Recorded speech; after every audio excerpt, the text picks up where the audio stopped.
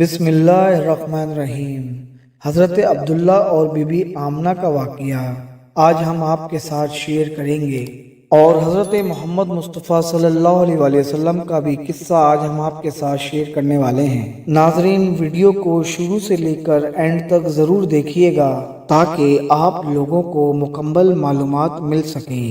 حضرت علامہ علی حلبی سیرت حلبیہ میں فرماتے ہیں، حضرت عبد المطلب کے بیٹے حضرت عبداللہ قریش میں حسن و جمال، شکل و صورت اور اعلیٰ اخلاق کی وجہ سے پورے عرب میں مشہور تھے۔ آپ کی طرح کا اس وقت کوئی بھی نوجوان نہ تھا۔ رسول اکرم صلی اللہ علیہ وآلہ وسلم کا نور ان کے چہرے پر صاف واضح ہوتا تھا۔ ایک روایت میں ملتا ہے کہ وہ قریش کے تمام نوجوانوں میں سب سے زیادہ حسین و خوبصورت نوجوان مانے جاتے تھے۔ بعض کا تو کہنا تھا کہ قبیلہ قریش کے لوگوں کے نزدیک جناب عبداللہ اپنے باپ کی اولاد میں تمام بھائیوں میں سب سے زیادہ مکمل، سب سے زیادہ حسین اور سب سے زیادہ پاک دامن، سب سے زیادہ پسندیدہ اور ہر کسی کو محبوب تھے۔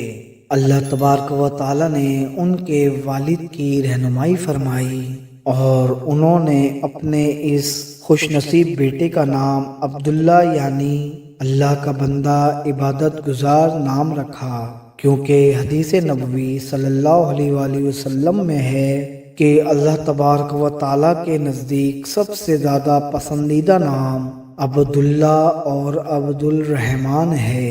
امام ابن عساکر بیان کرتے ہیں کہ حضرت عبد المطلب اپنے بیٹے عبداللہ کو ان کی شادی کے غرض سے لے کر نکلے۔ انہیں جناب عبداللہ کی شادی کے لیے کچھ ایسے رشتے کی تلاش تھی جو جناب محمد صلی اللہ علیہ وآلہ وسلم کی والدہ بننے کے لیے اہل ہوں، تاکہ ان کی گود میں ان کے چشم و چراغ آ سکیں، کیونکہ جناب عبد المطلب کچھ بشارتیں پا رہے تھے کہ آخری نبی کے آنے کا وقت ہو چکا ہے۔ علاماتیں ظاہر ہو رہی تھیں، تو آپ اعلیٰ نسب کے رشتے کی تلاش میں تھے جس منصب میں اسی طرح طہارت ہو۔ امام ابن عساکر بیان کرتے ہیں کہ راستے میں وہ ایک بڑی نامور کاہنہ کے پاس سے گزرے جو توریت اور سابقہ کتب انبیاء اور صحائف انبیاء کی عالمہ تھیں، اور خوبصورت ہونے کی وجہ سے اسے اپنے حسن پر بہت ناز تھا۔ اسے اپنے علم اور اپنی شہرت پر بھی بہت ناز تھا۔ جب آپ لوگ ان کے قریب سے گزرے تو اس نے جناب عبداللہ کو دیکھا۔ ان کے ماتھے پر نور محمد صلی اللہ علیہ وآلہ وسلم چمک رہا تھا، تو اس عالمہ نے اس نور کو پہچان لیا۔ تو اس کاہنہ نے جناب عبداللہ سے درخواست کی کہ آپ کچھ وقت میرے پاس قیام کر لیں تاکہ ہمارا آپس میں تعلق قائم ہو جائے۔ اس نور اور اس تجلی کو دیکھا تو اس کے خاطر کہا کہ میرے پاس قیام کر لیں۔ جناب عبداللہ نے انکار کر دیا تو اس کاہنہ نے کہا، اگر آپ میرے پاس ایک دن اور ایک رات قیام کر لیں تو میں آپ کو 100 قیمتی اونٹ تحفے میں دوں گی۔ تو آپ نے فرمایا کہ یہ رشتہ حرام ہے، اس سے تو میں مر جانے کو بہتر سمجھتا ہوں، میں ہرگز قیام نہیں کروں گا، اور آپ یہ کہہ کر آگے چل دیے۔ حضرت آمنہ 549 عیسوی میں حضرت وہب کے گھر پیدا ہوئیں۔ آپ بچپن سے ہی بے حد ہی ذہین، حسین اور طاہرہ تھیں۔ جیسے جیسے آپ پرورش پاتی رہیں ویسے ویسے آپ کی پاک بازی اور اعلیٰ ترین سیرت و کردار کے چرچے عام ہوتے ہی چلے گئے۔ حضرت وہب کو ان کی دلاری بیٹی حضرت آمنہ کے لیے قریش کے مختلف سرداروں اور ان کے بیٹوں کے رشتے آنے لگے۔ لیکن جناب وہاب کو کسی بہت ہی زیادہ نیک اور با اخلاق انسان کی تلاش تھی۔ چنانچہ ایک دن حضرت وہاب اپنے بھائی ہاشم کے بیٹے حضرت عبد المطلب کے گھر کی طرف نکل پڑے۔ راستے میں وہ ایک عجیب و غریب منظر دیکھتے ہیں۔ آپ نے دیکھا کہ کوئی 70 کے قریب تلوار باز اور نیزہ بردار لوگ ایک نیک نوجوان کو گھیر کر کھڑے ہیں۔ دور سے ہی یہ منظر حضرت وہاب دیکھ کر ایک درخت کی اور میں کھڑے ہو جاتے ہیں۔ آپ دیکھتے ہیں کہ آسمان سے ایک مخلوق ان کی مدد کے لیے اترتی ہے اور وہ نوجوان ان 70 تلوار بازوں سے محفوظ ہو جاتا ہے۔ وقوع ہونے کے بعد حضرت وہاب اس نوجوان کے پاس جاتے ہیں تو ان کی حیرت میں مزید اضافہ ہو جاتا ہے، کیونکہ وہ لڑکا آپ کے بھتیجے حضرت عبد المطلب کا بیٹا حضرت عبداللہ تھا۔ تو حضرت وہاب اسی وقت یہ فیصلہ کر لیتے ہیں کہ وہ اپنی بیٹی آمنہ کا نکاح اپنے عبداللہ سے ہی کریں گے، کیونکہ وہ جان گئے تھے کہ یہ لڑکا کوئی عام نہیں ہے جس کی مدد کے لیے آسمان سے کوئی مخلوق اتری ہے۔ چنانچہ آپ نے اپنے ایک دوست کی مدد سے رشتے کے لیے یہ بات جناب عبد المطلب تک پہنچائی، اور حضرت عبد المطلب بھی یہی چاہتے تھے کہ حضرت عبداللہ کی شادی ہو جائے۔ حضرت بی بی آمنہ جن کے مقدر میں نبی کریم صلی اللہ علیہ وآلہ وسلم کی والدہ بننا تھا، ان کا انتخاب ہوا، اور حضرت عبد المطلب نے اس رشتے کو پسند کیا، اور کچھ ہی دنوں بعد یہ رشتہ طے ہو جاتا ہے۔ تو حضرت عبد المطلب اپنے بیٹے عبداللہ اور قریش کے کچھ معززین کو لے کر قبیلہ بنو زہرہ پہنچتے ہیں، اور وہاں دنیا کے خوبصورت ترین جوڑے کا نکاح کیا جاتا ہے، اور یوں دو پاکیزہ روحیں ایک پاک رشتے میں بن جاتی ہیں۔ حضرت بی بی آمنہ نہایت نیک، سعادت مند اور پاک دامن خاتون تھیں۔ آپ کا نکاح حضرت عبداللہ رضی اللہ تعالیٰ عنہ سے ہو گیا۔ وہ حج کے ایام تھے جب آپ کا نکاح ہوا، اور یہ نکاح مینا کے مقام پر ہوا۔ نکاح کے بعد حضرت عبداللہ اور بی بی آمنہ نے یہیں پر ہی قیام فرمایا۔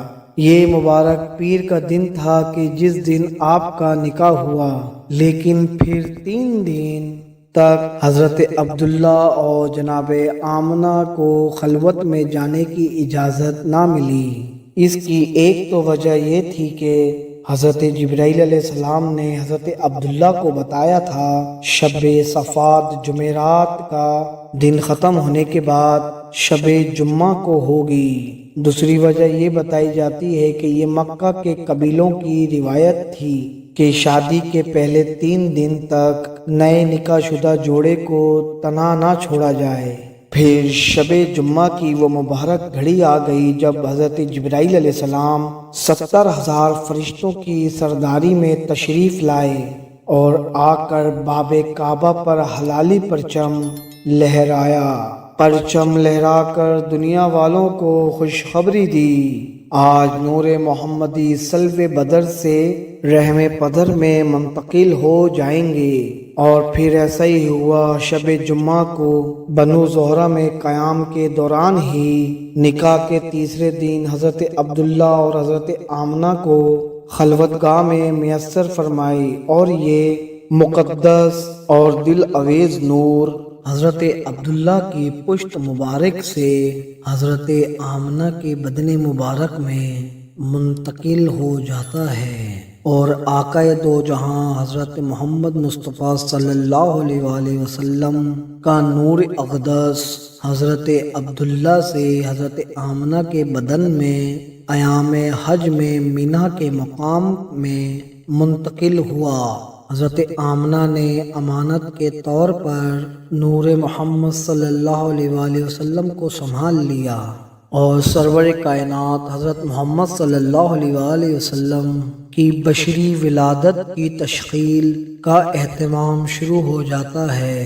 مروی ہے کہ جس رات صلی اللہ علیہ وآلہ وسلم کا نور مبارک حضرت آمنہ کے بدن میں منتقل ہوا، وہ جمعے کی رات تھی۔ اس رات جنت الفردوس کا دروازہ کھول دیا گیا اور ایک منادی نے آسمانوں اور زمین پر ندا دی، آگاہ ہو جاؤ، وہ نور جو ایک محفوظ اور ایک منفی خزانہ تھا، جسے نبی ہادی حضرت محمد صلی اللہ علیہ وآلہ وسلم نے متولد ہونا تھا، وہ آج رات اپنی والدہ کے بدن میں منتقل ہو چکا، جہاں اس کے جزو انسی کی تکمیل ہوگی اور وہ لوگوں کے لیے بشیر و نذیر بن کے دنیا میں تشریف لائے گا۔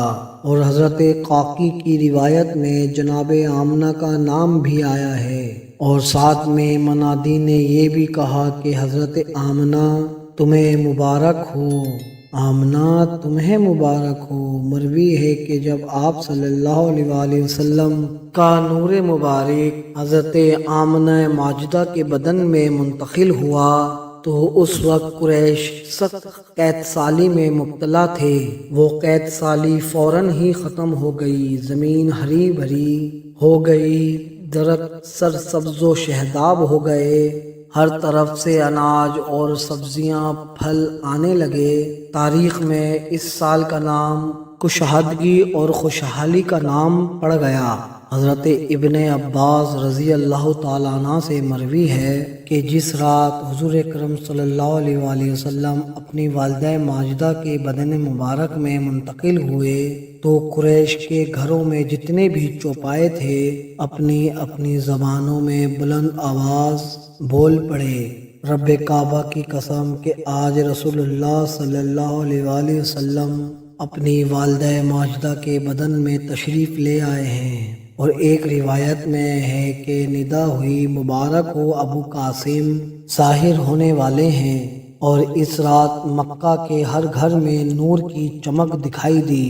ناظرین، معجزہ تو دیکھیے کہ حضرت آمنہ کے بدن اقدس سے رسول اللہ صلی اللہ علیہ وآلہ وسلم کے سوا اور کوئی فرزند تولید نہ ہوا، اور نہ ہی حضرت عبداللہ سے حضور کے سوا کوئی اور فرزند نہ پیدا ہوا۔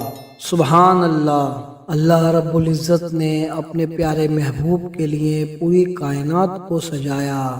آپ کی ولادت پر بھی بے شمار معجزات ہوئے۔ ناظرین، ویڈیو پسند آنے کی صورت میں ہمارے چینل کو لائک کیجیے، سبسکرائب کیجیے اور کمنٹس باکس میں جا کر اپنی قیمتی رائے کا اظہار ضرور کیجیے۔ ملتے ہیں اپنی نئی اور نیکسٹ ویڈیو میں۔ اپنا اور اپنے پیاروں کا بہت خیال رکھیے۔ اللہ حافظ۔